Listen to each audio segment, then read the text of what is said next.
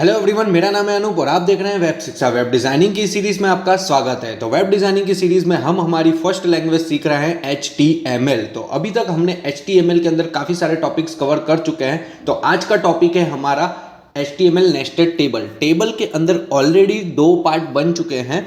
तो अगर आपने टेबल के 2 पार्ट 1 और पार्ट 2 नहीं देखे हैं तो डिस्क्रिप्शन में लिंक दी हुई है, वहाँ पे जाके आप पहले टेबल के पार्ट 1 और पार्ट 2 जरूर देखिए। उसके बाद ये पार्ट 3 नेस्टेड टेबल देखिए, वरना आपको कुछ पता नहीं चलेगा। इसलिए ठीक है, तो चलिए अब स्टार्ट करते हैं नेस्टेड टेबल क्या होता है।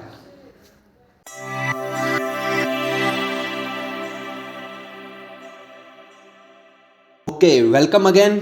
तो आज का टॉपिक है हमारा नेस्टेड टेबल। तो नेस्टेड टेबल होता क्या है? हमने पिछले वीडियो में देखा कि टेबल एक नॉर्मल टेबल हमने बनाया था, ठीक है। तो नेस्टेड टेबल हमने एक लिस्ट, आपको अगर याद होगा तो हमने ऑर्डर लिस्ट, अनऑर्डर लिस्ट और लिस्ट का भी वीडियो बनाया हुआ है, टॉपिक था हमारा। अगर आपने वो वीडियो भी नहीं देखा है तो डिस्क्रिप्शन में लिंक दी है, वहाँ पे चैनल पे जाके आप सारे वीडियो देख सकते हो HTML के, ठीक है। तो लिस्ट में भी हमने एक नेस्टेड लिस्ट भी था। तो लिस्ट, अब नेस्टेड क्या होता है वो मैंने उस वीडियो में बताया था, अभी बता देता हूँ। नेस्टेड का मतलब कि कोई एक एलिमेंट होता है, अगर हम कोई चीज़ बना रहे हैं उसके अंदर दोबारा वही एलिमेंट को रिकॉल करते हैं तो उसको बोलते हैं नेस्टेड। जैसे कि हमने लिस्ट में अंदर एक लिस्ट बनाई थी और लिस्ट के अंदर भी और लिस्ट बनाई थी, तो वो हुआ नेस्टेड। तो इसी तरह नेस्टेड टेबल के अंदर भी हम टेबल बनाते हैं, टेबल के अंदर एक और टेबल बनाते हैं, ठीक है। तो उसको बोलते हैं नेस्टेड टेबल, ठीक है। नेस्टेड का मीनिंग ये होता है, नेस्टेड मतलब कि कोई एलिमेंट है उसके अंदर और उसके भी और उसके अंदर, तो उसको बोलते हैं नेस्टेड चीज, ठीक है। फिर नेस्टेड अलग अलग होता है, लाइक लिस्ट थी नेस्टेड, इसके अंदर टेबल है, और भी सारे चीज़ों में नेस्टेड आती है, ठीक है। तो creating nested HTML table quite easy to, we just need to create a table inside of the HTML table. मतलब कि एक टेबल के अंदर एक और टेबल, मतलब इनसाइड टेबल के अंदर एक और टेबल, तो वही होता है नेस्टेड। तो इसके अंदर देखिए एक टेबल है, मतलब कि इसके अंदर हम ये वाला टेबल भी डिज़ाइन करेंगे। इसके अंदर 2 टेबल हैं, लेकिन हम सबसे पहले नेस्टेड टेबल को यूज़ करेंगे, उसके अंदर ये वाला टेबल को भी डिज़ाइन करेंगे। इससे हमारे जितने भी पार्ट 1 से लेके ये लास्ट वीडियो तक हमको टेबल को क्रिएट करना, कॉल स्पान, जितनी काफ़ी सारे एट्रीब्यूट सब कुछ कवर इसके अंदर हो जाएंगे। तो आज का वीडियो बहुत इंपॉर्टेंट है, तो आप इसको कोई स्किप मत करना, स्टार्टिंग से लेके एंड तक आप जरूर से देखना, ठीक है। तो अब हम डायरेक्टली प्रैक्टिकल पे मूव करते हैं। तो मैं आ गया हूँ यहाँ पे सबलाइन मेरे एडिटर पे। इसके अंदर मैं एक नया ही एक डॉक्यूमेंट बना लेता हूँ। ये हमारा पिछले वीडियो का प्रैक्टिकल था। तो मैं यहाँ से Ctrl+N Ctrl+S, यहाँ पे मैं लिख देता हूँ nested table .html। Okay, basic code लिख देता हूँ, ये रहा, और नेस्टेड टेबल। ओके, यहाँ पे मैं आ जाता हूँ और इसको मैं रन भी कर देता हूँ, राइट क्लिक करके ओपन अ ब्राउज़र। यहाँ पे अभी ब्लैंक है, ठीक है। सबसे पहले हम टेबल बना देते हैं इसके अंदर। पिछले वीडियो में मैंने बताया था, तो इसको मैं थोड़ा फास्ट कर देता हूँ। टेबल बना देता हूँ मैं यहाँ पे पहले बेसिक टेबल। यहाँ पे टेबल के लिए मैंने टेबल लिया, उसके अंदर tr रो लिखने के लिए और td। ओके, तो मैं यहाँ पे ID ले लेता हूँ, उसी को मैं कॉपी करके यहाँ पे लिख देता हूँ नेम। ओके, हमारा इसको भी मैं फॉलो कर देता हूँ, एक पर्सन है, एक डिपार्टमेंट है, ठीक है। तो इसी तरह पहले तो मैं इसको नॉर्मल वे में बना देता हूँ। क्या है, पर्सन लिख देता हूँ, पर्सन एंड डिपार्टमेंट। ओके, यहाँ पे TH आएगा क्योंकि टेबल की हेडिंग देने हमको पहले हेड देना है, ठीक है। यहाँ पे मैंने इसको हेडिंग दिया और भी आप रिफ्रेश करना, ये नॉर्मल दिख रहा है। यहाँ पे कुछ एट्रीब्यूट्स भी हमने पहले देखे थे, तो हम बॉर्डर ले लेते हैं, उसको दे देता हूँ 1, तो इसमें थोड़ा आ गया, ठीक है। इसको मैं जूम कर लेता हूँ। इसकी विड्थ भी दे देते हैं, हम विड्थ दे देते हैं कुछ 400, एंड इसकी हाइट भी मैं हाइट दे देता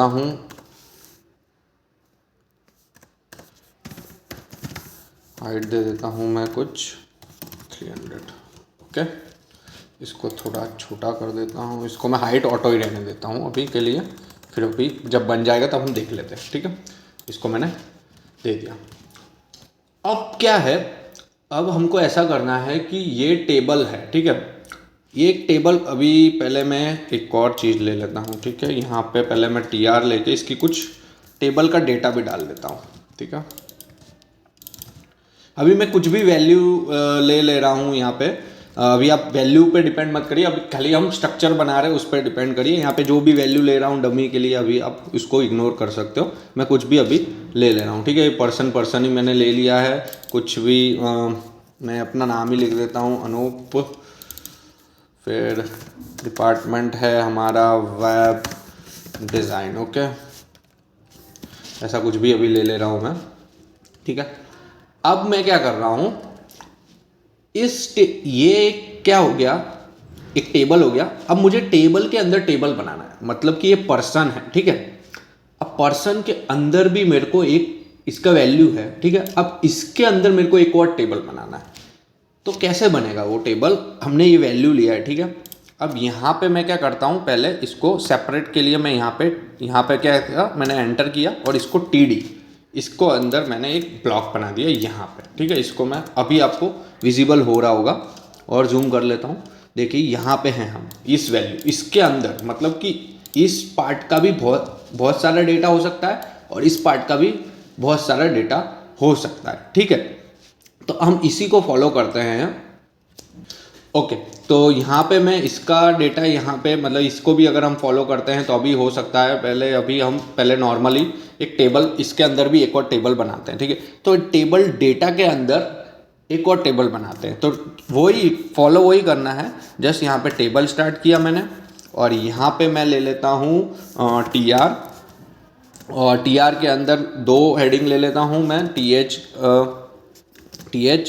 ही ले लेता हूँ और यहाँ पे मैं लिखता हूँ ID, और इसको मैं कॉपी करके ID और नेम, ठीक है। एक मैंने ये लिया, अब इसको ही मैं कॉपी कर देता हूँ, ये तो हेडिंग हुई। अब इसका TD डेटा, ठीक है। और यहाँ पे मैं लिख देता हूँ इसका एट्रीब्यूट border 1, ओके। अभी मैं रिफ्रेश कर रहा हूँ तो देखना एक टेबल बनेगा इस कॉलम के अंदर। ये देखिए, इस कॉलम के अंदर मेरा एक टेबल बना है, ठीक है। अब ये टेबल देखिए, मैं इसको जूम कर लेता हूँ, तो इसके अंदर एक और टेबल बन गया, ठीक है। इसकी भी मैं हाइट दे देता हूँ, कुछ विड्थ दे देता हूँ, विड्थ दे देता हूँ 100%, और इसको रिफ्रेश। ये देखिए इसके अंदर 100% दे दी, तो ये देखिए इसके अंदर आ गया। अब ऐसे काफ़ी सारे एट्रीब्यूट होते हैं, जैसे ये यहाँ पे है, ये तो मेरे को इसको सेंटर में लाना है, तो मैं यहाँ पे सेंटर मतलब अलाइन सेंटर कर देता हूँ, तो ये सेंटर हो गया। ये एट्रीब्यूट है अलाइन, उसको सेंटर लेफ्ट हमने देखा हुआ है एट्रीब्यूट के अंदर, ठीक है। तो ये अलाइन करके है, यहाँ पे मैं सेंटर किया तो ये सेंटर हो गया, ठीक है। तो एक टेबल इसके अंदर, बस इसी को बोलते हैं नेस्टेड, मतलब कि एक टेबल बनाया है हमने, और हो सकता है कि इस डेटा के अंदर और भी डेटा हो, ठीक है। ये यहाँ पे और भी डेटा हो, जैसे कि यहाँ पे मैं अनूप की जगह लिख देता हूँ स्टूडेंट डेटा, ठीक है। यहाँ पे मैंने स्टूडेंट डेटा रख दिया, यहाँ पे रिफ्रेश करता हूँ, ठीक है। तो यहाँ पे मैंने स्टूडेंट डेटा ले लिया, ठीक है। अब स्टूडेंट डेटा का भी अलग हो सकता है कि उसकी ID हो गई, उसके नेम वगैरह, यहाँ पे काफ़ी सारी चीज़ें डेटा हो सकता है। फिर सपोज करो कि एक तो यहाँ पे मैंने इसके लिए, अब हो सकता है कि वेब डिज़ाइनिंग है, ठीक है। अब वेब डिज़ाइनिंग को मैं कुछ कर लेता हूँ, जैसे कि स्टूडेंट डेटा है तो क्या कर सकते हैं हम, टीचर्स डेटा कर देते हैं, टीचर्स डेटा कर देते हैं यहाँ पे। तो यहाँ पे मैं क्या कर देता हूँ, teachers data, CHERS, teachers data.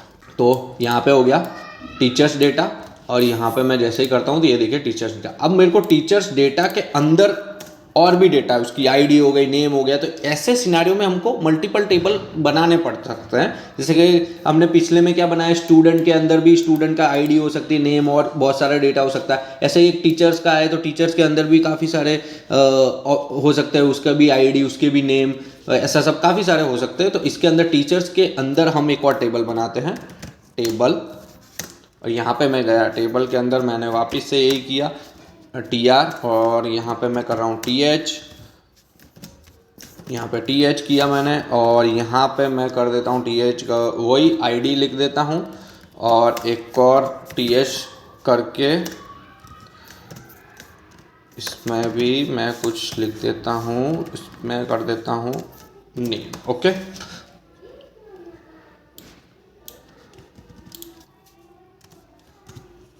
अब इसके अंदर कुछ वैल्यू भी आ सकते हैं, जो भी हम इसमें ID जैसे नेम दे दिया, इसमें मैंने दे दिया अनुपी दे देता हूँ मैं, ठीक है। इसके अंदर देखिए ये टेबल है, और इसके ये क्यों ऐसा आ रहा है, क्योंकि हमने इसको स्टाइल नहीं दिया, इसके एट्रीब्यूट नहीं दिया, तो इधर मैं एट्रीब्यूट देता हूँ 1 कर देता हूँ, इसकी जो विड्थ है वो 100% कर देता हूँ, तो ये इसके अकॉर्डिंग हो जाएगी, ठीक है। तो ये देखिए स्टूडेंट डेटा के अंदर ये काफ़ी सारा डेटा इधर आ जाएगा, टीचर्स डेटा के अंदर भी काफ़ी सारा आ जाएगा, जैसे कि मैं और भी इसी को कॉपी कर लेता हूँ, यहाँ पे कर देता हूँ मैं अनूप, यहाँ पे कर देता हूँ मैं 1, ये सब दिखाने के लिए। लेकिन आप जब प्रैक्टिस करो तब इसमें थोड़ा कुछ आपके अकॉर्डिंग कुछ डालना, तो आपको फील बहुत बेटर लगेगा कि आपने कुछ बनाया है।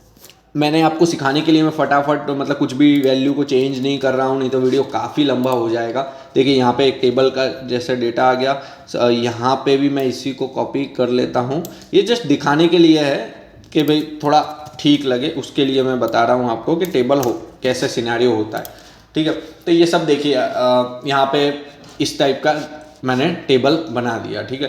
तो यहाँ पे देखिए आप स्टूडेंट डेटा के अंदर एक और ये टेबल है, ठीक है, टेबल है, यहाँ पे उसका डेटा आएगा, टीचर्स डेटा है उसका डेटा आएगा। तो ऐसे सब सिनेरियो में हम नेस्टेड टेबल का यूज़ करते हैं, जहाँ आपको मतलब मल्टीपल चीज़ें एक ही में बतानी है, एक ही टेबल में काफ़ी सारे डिफरेंट चीज़ें बतानी हो तो उसमें ये चीज़ हो सकती है, ठीक है।